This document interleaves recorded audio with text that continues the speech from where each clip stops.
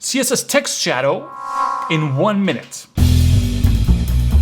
Text shadow is very similar to box shadow. If you imagine a carbon copy of your text right behind it, well, it's shadow, duh. You write text shadow, and then we start with the horizontal offset in pixels. Positive for right, negative for left. So let's say 12 pixels. Then the vertical offset. So positive for down, negative for up. Say minus 24 pixels. Then the blur amount. The higher the blurrier. Say 20 pixels. Whoa, now I cheated. You on your machine will notice that the shadow is the same color as the text, like that. That's right, that's the default.